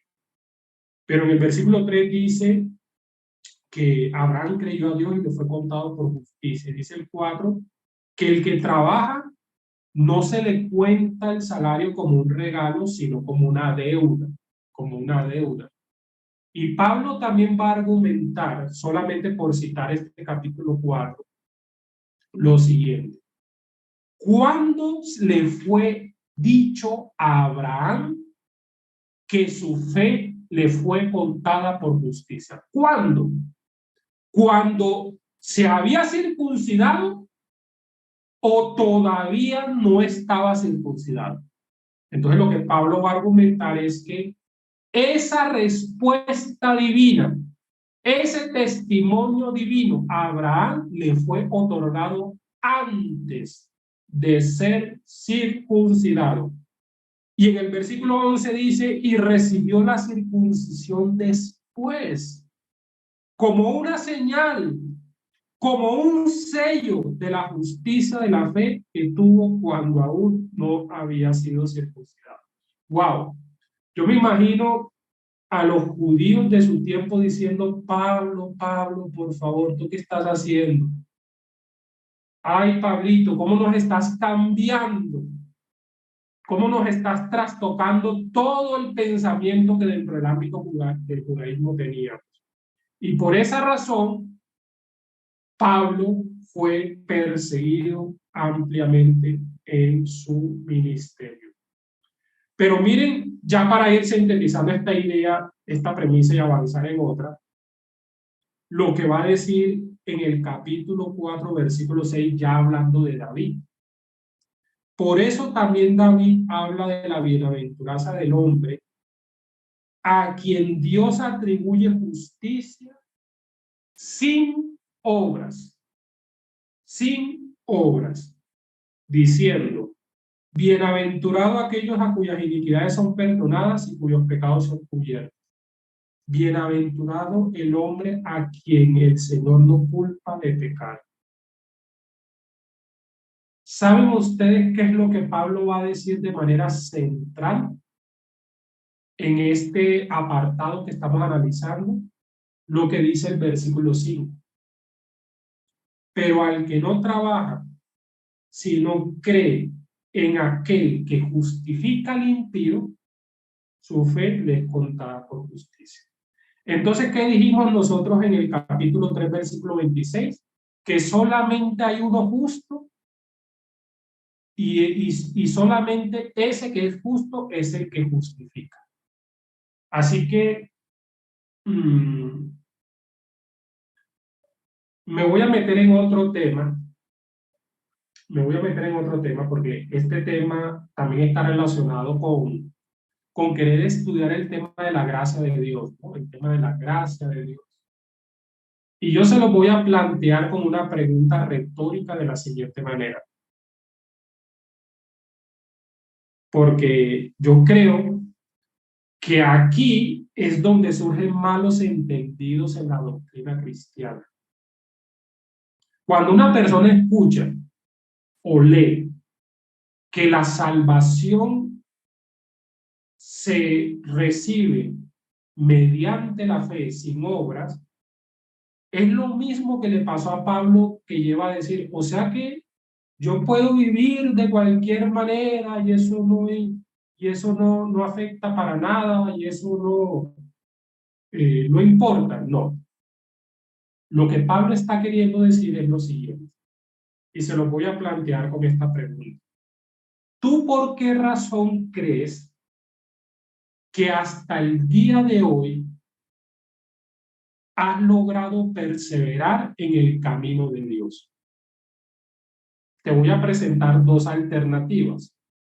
¿Crees que has logrado estar en Cristo hasta el día de hoy por lo fuerte que tú agarras a Cristo o por lo fuerte que Jesucristo te tiene agarrado a ti? ¿Qué respuesta daríamos nosotros frente a esto?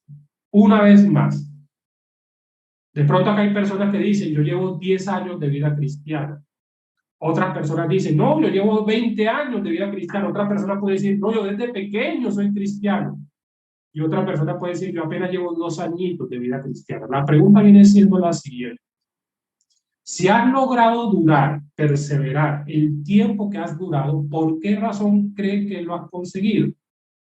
Por lo fuerte que tú has logrado agarrarte de Cristo o por lo fuerte que Cristo te tiene agarrado a ti.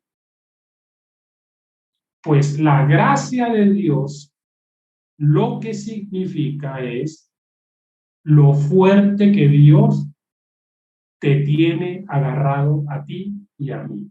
Eso es la gracia de Dios. Y cuando uno entiende eso, uno dice, no hay motivo exacto.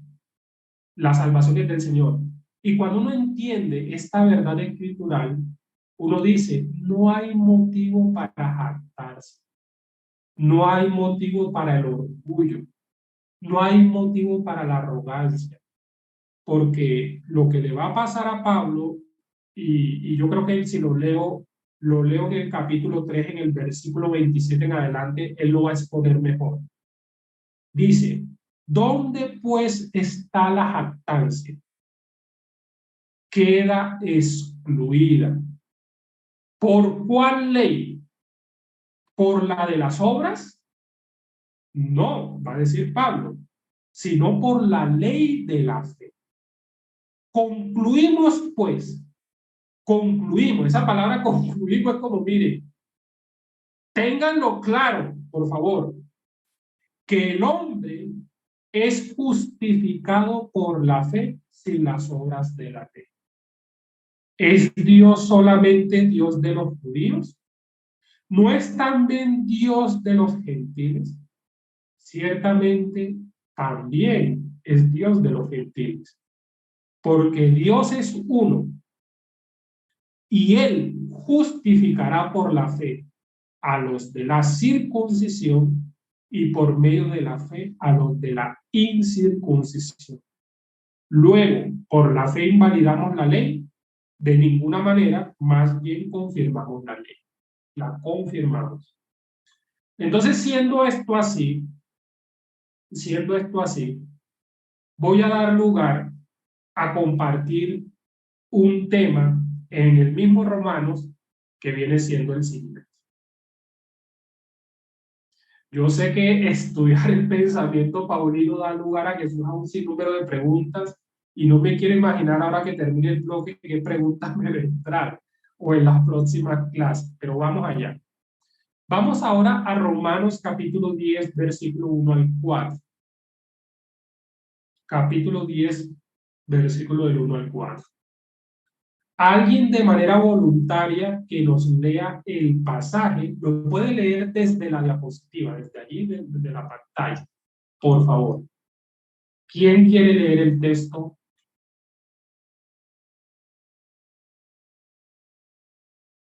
Aquí hay 2 personas que dicen yo quiero. José Luis.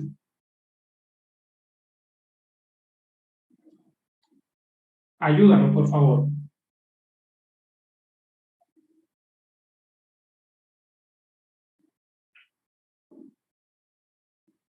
Puedes leerlo a partir de la presentación que ves en la pantalla. ¿Sí puedes activar tu micrófono?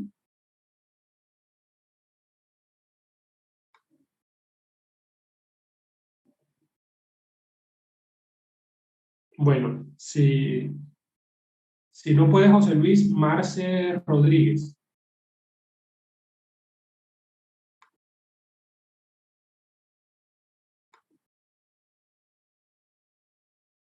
No pueden leer. Bueno. Hola, pastor, ¿me escucha? Marce, creo que ya tienes el micrófono activado, Marce. Ayúdanos con la lectura. Está bien. En Romanos capítulo 10, del 1 al 4. Sí, estoy leyendo. ¿Me Sí, escucha? acércate un poco más para escucharte bien porque se escucha muy bajita tu voz. ¿Aquí me escuchan? Dale. Bien. Hermanos, ciertamente en el anhelo de mi corazón y mi oración a Dios por Israel es para salvación, porque yo les doy testimonio de que tienen celo de Dios, pero no conforme a ciencia, porque ignorando la justicia de Dios y procurando establecer la suya propia, no se han sujetado a la justicia de Dios, porque el fin de la ley es Cristo para justicia a todo aquel que cree. Muchas gracias, hermana. Muchas gracias. Pablo en este pasaje está expresando un anhelo y una oración.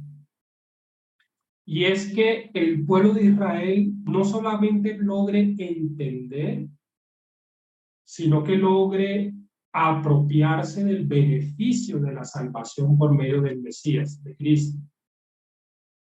Pero en este capítulo 10, Pablo va a dar un testimonio, o va a testificar, mejor dicho, dos cosas. Escúchenme bien, va a dar testimonio de dos cosas que él percibe en el pueblo de Israel. Y esas dos cosas las voy a citar para hacer referencia al pueblo de Israel, pero también la voy a contextualizar y aplicar a nosotros. ¿Cuáles son las dos cosas que Pablo va a testificar, que ve, que percibe en los israelitas? Va a testificar lo siguiente. En primer lugar, él va a decir, porque yo soy testigo de que tienen celo por Dios. Dentro del estudio de Pablo como persona y de las cartas de Pablo, esta expresión celo va a ser sumamente importante y ya les voy a decir por qué. Entonces Pablo va a testificar en primer lugar de que él percibe a sus compatriotas de que ellos tienen celo por Dios. Pero a continuación, podríamos decir que este es un testimonio favorable, ¿no? O sea, a este testimonio podemos darle un chulito, podemos colocarle un chulito. Un chulito como diciendo, bien. O sea, yo aquí los noto bien. Pero hay otro testimonio que dice, y en ese testimonio dice, aquí no los noto bien. Dice, porque yo soy testigo de que tienen celo por Dios, pero no conforme al verdadero conocimiento. Aquí entonces el Pablo le va a colocar una X. Esto para decir lo siguiente, que si nosotros en el día de hoy pudiéramos ilustrar la doctrina de la salvación con el siguiente esquema o la siguiente imagen, como esta estructura que está soportada con dos pilares, podríamos plantear lo siguiente, que la salvación está, digamos, soportada por estas dos ideas que les estoy presentando en pantalla. La persona, para que pueda recibir el beneficio de la salvación del Señor, la persona debe tener como punto de partida un celo por Dios, un interés. La palabra celo no se está refiriendo a las obras de la carne o darle celos, no. Lo que se está refiriendo es un deseo, un interés, una devoción, un interés por Dios. ¿Ya? Cuando Pablo toca este tema y da este testimonio de sus hermanos los israelitas, de que tienen celo por Dios, Pablo mismo sirve como ejemplo para hablar de esto. ¿Por qué razón? Porque si ustedes leen Hechos capítulo 22, versículo del 1 al 5, ustedes se van a encontrar lo siguiente. Lo voy a leer yo. Que Pablo, cuando está presentando su defensa y está hablando de su conversión, en Hechos capítulo 22, versículo del 1 al 5, él dice lo siguiente: hermanos y padres, oigan ahora mi defensa ante ustedes. Al oír que les hablaba en lengua hebrea, guardaron silencio. Estoy leyendo Hechos. Hechos capítulo 22, versículo del 1 al 5. Él les dijo, Pablo, yo de cierto soy judío, nacido en Tarso de Cilicia, pero criado en esta ciudad, instruido a los pies de Gamaliel, estrictamente conforme a la ley de nuestros padres. Y miren lo que dice a continuación: celoso de Dios, como hoy lo son también ustedes. Pero perseguía yo este camino hasta la muerte, prendiendo y entregando en cárceles a hombres y mujeres. Resulta interesante que en Hechos capítulo 22, Pablo mismo va a decir que él era un hombre celoso de Dios. En Filipenses capítulo 3 también él mismo lo va a decir, que él se define como un hombre celoso, es decir, como un hombre devoto.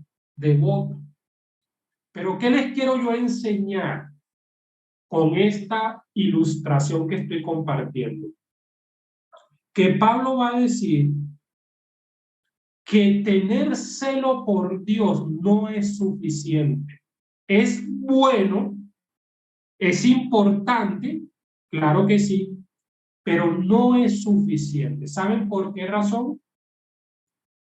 Porque si una persona tiene celo por algo, tiene un deseo por algo, pero ese deseo no está regulado, no está equilibrado por un conocimiento adecuado, va a ser como si a esta estructura que ustedes están viendo en pantalla, yo le dejara este pilar que está acá, pero este pilar que está acá se lo quito.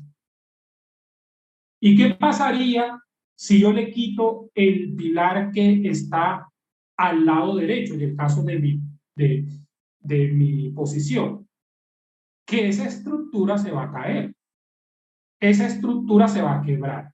Entonces, ¿qué es lo que Pablo está diciendo? Miren, él se está presentando él mismo y va a decir, si nosotros hablamos de celo por Dios, yo les puedo decir que yo era un hombre celoso, yo era un hombre devoto, un hombre consagrado, un hombre que de verdad me interesaba en los asuntos de Dios.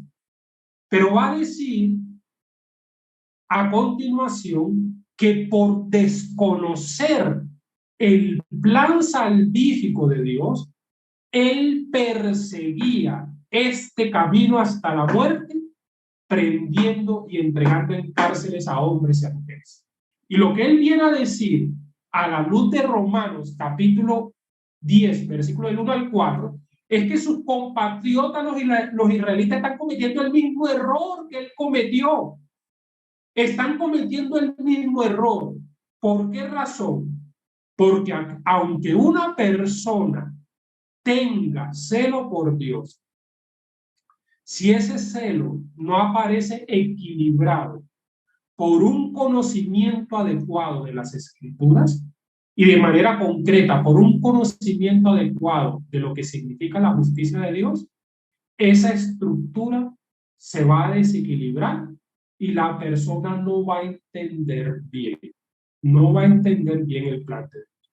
Así que lo que Pablo va a plantear es que para que sus compatriotas los israelitas puedan apropiarse del beneficio de la salvación, aparte del celo por Dios, necesitan también tener un conocimiento adecuado de la justicia de Dios revelada en el Evangelio.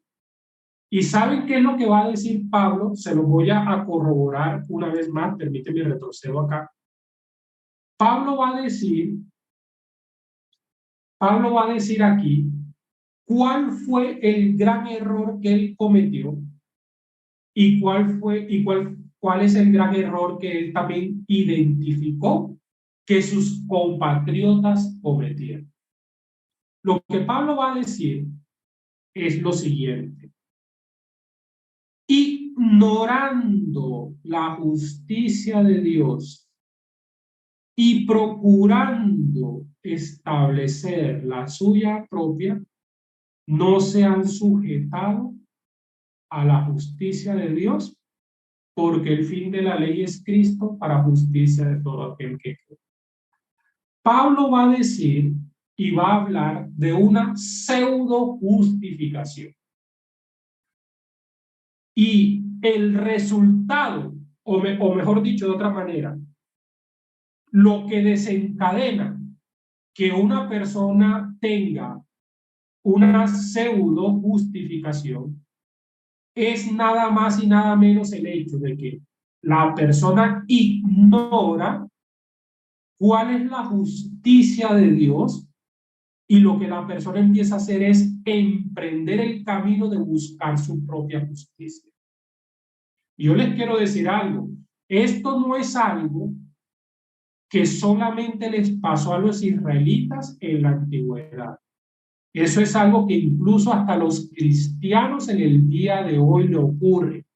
Hoy en día muchos creyentes ignoran en qué consiste la justicia de Dios o la justificación, y lo que están haciendo es tratando de establecer su propia justicia. Tratando de establecer su propia justicia. Entonces lo que Pablo va a decir es lo siguiente.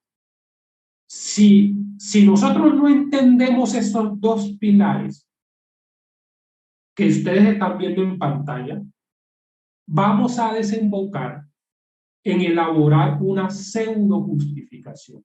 ¿Y qué es la pseudo justificación? Pablo la debe definir como la búsqueda de una justificación por cuenta propia.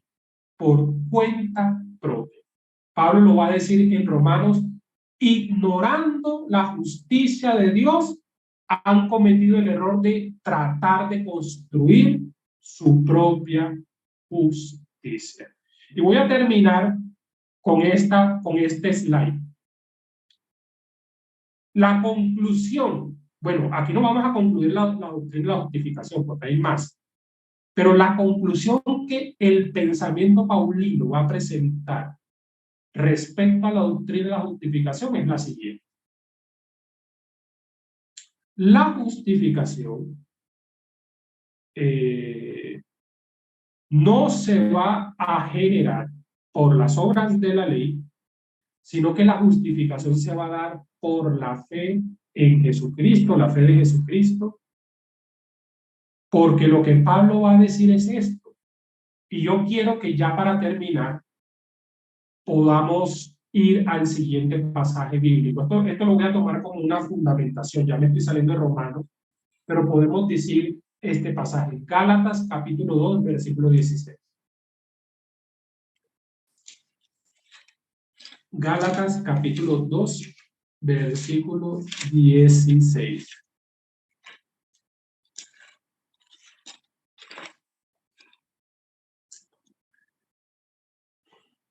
Voy a leerlo desde el versículo 15, ¿les parece?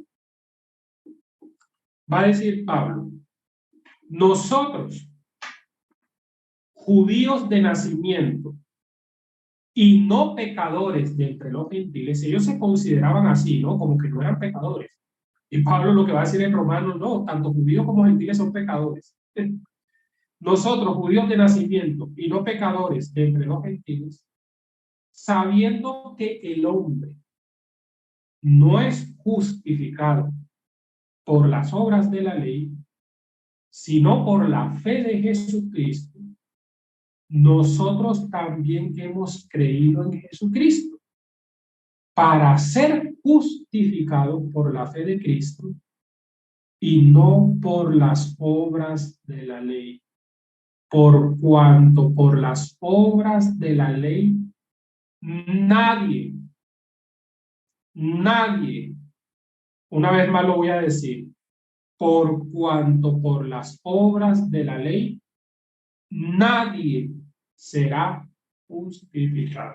¿Saben ustedes qué es lo que Pablo está haciendo? Pablo lo que está diciendo simple y llanamente es lo siguiente. Miren, si una persona ignora la justicia de Dios y pretende establecer su propia justicia, lo que Pablo está diciendo, escúcheme bien, estimado compañero, lo que Pablo está diciendo, esto tiene unas repercusiones teológicas muy serias. ¿Saben por qué? Porque la repercusión teológica que tiene cuando una persona trata de establecer su propia justicia es simple y llanamente que en vano vino Cristo a este mundo y murió en la cruz. Así de simple y de llano. Miren, si usted y yo podemos establecer justicia por nuestra propia cuenta, pregúntese esto: ¿para qué entonces vino Jesucristo? ¿Para qué Jesucristo murió en la cruz? ¿Para qué? Y eso es lo que Pablo va a argumentar en sus cartas. Eso es lo que Pablo va a argumentar en sus cartas y le va a decir a los cristianos: por favor, no traten de fundamentar su justificación ante Dios por sus obras, porque ustedes nada más y nada menos están diciendo: Cristo, tú en vano viniste. ¿Tú para qué viniste? ¿Tú para qué muriste en la cruz? Yo no te necesito. Tú no eres mi salvador, yo soy mi salvador. Y esto tiene unas repercusiones teológicas serias, complejas, a la luz de la doctrina cristiana. Me voy a adelantar a decir algo, porque si yo dejo esto hasta aquí me voy a prestar a malos entendidos. Eso lo vamos a ver en la próxima clase, pero me les voy a adelantar. Pablo va a decir en Romanos también, y lo va a decir en la primera carta a los Corintios, que el mismo Dios que justifica es el mismo Dios que santifica. Y esto para decir, porque me voy a adelantar a una premisa, y es que no se escandalicen con lo que les estoy diciendo, porque vamos a ver en una próxima clase que la doctrina de la justificación se debe estudiar de manera correlacional con otras doctrinas que encontramos en las cartas paulinas. ¿Como cuáles? Como la doctrina de la santificación, como la doctrina de la adopción, de la glorificación, la regeneración, en fin. Pero lo que ahora estamos haciendo es puntualizando concretamente qué es la justificación. Pero para no prestarme a malos entendidos, se lo digo nuevamente, la doctrina de la justificación se debe entender de manera correlacional con otras doctrinas cristianas. Pero eso lo vamos a ver el próximo sábado a la misma hora y en el mismo canal. Así que no se lo pierdan. Que el Señor les bendiga y muchas gracias por su atención. Quiero dar lugar a unas preguntas finales.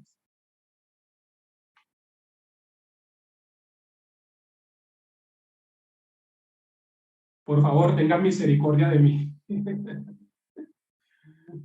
Espero que no me hagan preguntas tan complejas. Veo que hay manos levantadas. José Luis.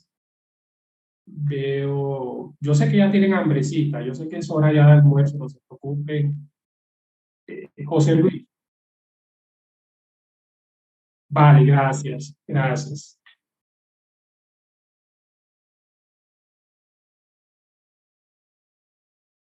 Por favor, ¿me pueden hacer con sus cabezas una señal de sí o de no? Muy bien, pastor. Si les ha gustado la clase de hoy. ¿Escucha, no?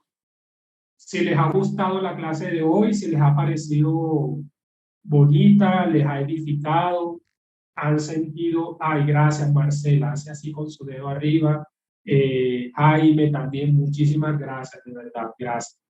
Mérida también, gracias. Carlos Javier, gracias. Aquí lo va varios que me están haciendo esa señal. Pastora Nidia, por cierto, la pastora Nidia es mi pastora. Gracias, pastora Nidia, un gusto saludarle, ¿no? Que Dios te bendiga mucho. Gracias. Bueno, ahí, así es. Demos lugar entonces a Lorenzo. Lorenzo. Bueno, buenas tardes, pastor, ya tarde ya. Sí. Mi pregunta es de Romanos capítulo 9 y versículo 23, dice así, que llama la pregunta. ¿Quién pues objetara a Dios? Quiere hacer notorio las riquezas de su gloria. Personas a las que quieren mostrar misericordia o personas a las que él preparó de antemano para la gloria eterna. Sí, perdón, ¿qué pasaje estás leyendo? No es la pregunta de Romanos capítulo 9, versículo 23. 9:23. Sí. Bueno, es que aquí miren, yo tengo que ser modesto, ¿no? O sea, yo no pretendo sabérmelas todas tampoco. El apóstol Pablo, ese es un concepto que aparece en Romanos, porque incluso si yo miro Romanos capítulo 8 y leo, por ejemplo, versículo 29, concretamente el versículo 29, Pablo utiliza la palabra predestinación. Dice, a los que antes conoció también los predestinó. En Efesios también va a utilizar la palabra predestinación. Acá hay un tema que es complejo, que no es fácil de abordar, pero se los voy a decir en maneras muy sencillas. El apóstol Pedro también va a utilizar la palabra predestinación. En la primera o segunda carta de Pedro, al principio, va a decir la predestinación. Hay dos ideas que se van a considerar como soporte de la doctrina de la predestinación a la luz de todo el Nuevo Testamento. Hay unos que van a decir que la predestinación está fundamentado en la soberanía de Dios, y hay otros que van a decir que la predestinación se fundamenta en la presciencia de Dios. Miren la palabra que estoy diciendo, presciencia. Presciencia significa el conocimiento previo de Dios. Entonces, lo que el apóstol Pablo va a decir en Romanos capítulo 9, sin lugar a dudas, es que hay unas personas que sirven en este escenario, dentro de esta historia humana, para hacer notoria la misericordia de Dios y otras para hacer notoria la severidad de Dios o el juicio de Dios. Pero aquí entramos en un asunto, y es que ningún ser humano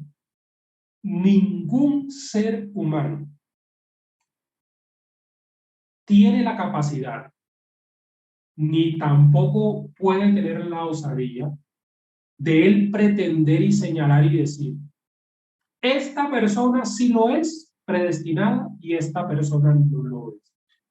O sea, ese es un tema que solamente es prerrogativa de Dios, prerrogativa divina. De tal manera que lo que a nosotros se nos pide es que prediquemos el evangelio a toda criatura, porque yo no sé qué vasos hay para ira y qué vasos hay para manifestar la misericordia de Dios en este mundo. No lo sé. Como yo no lo sé, mi tarea es simple y llanamente predicar el evangelio. Predicar el evangelio. Ese es un tema que solamente está dentro de la potestad divina. Por ejemplo, yo sé que aquí no me estoy metiendo ya con Pablo, sino que me estoy metiendo con otros textos del Nuevo Testamento. Cuando uno lee, por ejemplo, el Evangelio según Juan, uno se da cuenta que a Judas se le da un calificativo. a la hora que él entregó a Jesucristo. Se le define y se le cataloga como hijo de perdición. Si uno lee, por ejemplo, bueno, aquí hablando de Pablo, sí, en la segunda de los Tesalonicenses, cuando Pablo habla del anticristo, Pablo llama al anticristo hijo de perdición. ¿Saben qué significa ese concepto hijo de perdición? De que ese es un vaso destinado para ser un vaso de ira. Para ser un vaso de ira. O sea, por mucho que usted quiera evangelizar al anticristo, usted no lo va a convertir. O sea, usted no lo va a convertir. Ese es un vaso que está destinado para hacer notoria la ira de Dios. De tal manera de que parece ser, como Pablo lo dice, que así como el faraón estuvo puesto para que su corazón fuera endurecido y así hacer notoria la salvación, la liberación que Dios hizo de Israel, pues hay algunas personas que son vasos para hacer notoria la ira de Dios. Ahora, ¿quiénes son esos vasos?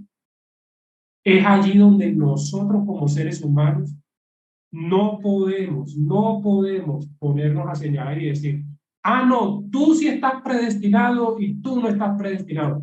Yo pienso que ese es el grandísimo error que se cometió en cierto momento de la historia cristiana, donde se empezó a debatir este tema de la doctrina de la predestinación.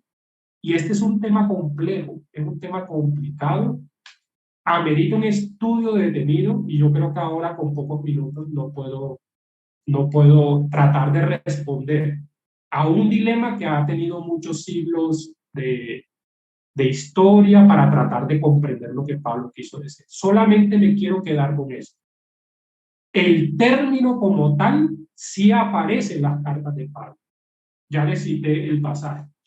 Romanos capítulo 8, versículo 29. ¿Qué significado tiene eso?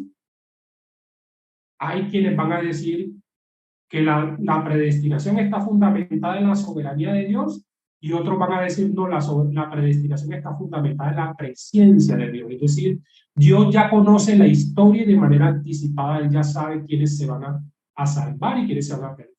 Yo, de manera personal, creo que no tiene sentido polemizar tanto en esto. El evangelio tiene que ser predicado a toda criatura, y sí, hay evidencias escriturales de que hay ciertas personas de que son vasos de ira, de que son personas que en esta trama histórica van a ser puestas para que el plan de Dios se lleve a cabo. El falso profeta, el anticristo, lo que le pasó a Judas, ya estaba profetizado de que iba a haber una persona que iba a entregar al Mesías. Entonces, eso sí o sí iba a pasar. ¿Listo? Entonces, sería eso. No sé si damos lugar, Leticia, a una pregunta más, o dejamos hasta aquí y en la próxima. Sí, dejamos hasta aquí. Les invitamos igual a poner sus preguntas en el foro, y la siguiente clase también lo podemos continuar. Muy bien, hermanos, ha sido muy gratificante la clase del día de hoy. No se olvide de ingresar al campus bíblico, hacer sus foros, y ya nos estaremos conectando la siguiente semana. Que tengan un bonito fin de semana familiar y también en sus comunidades de fe. Dios les bendiga, hermanos. Gracias, profesor Wenceslao. Bendición.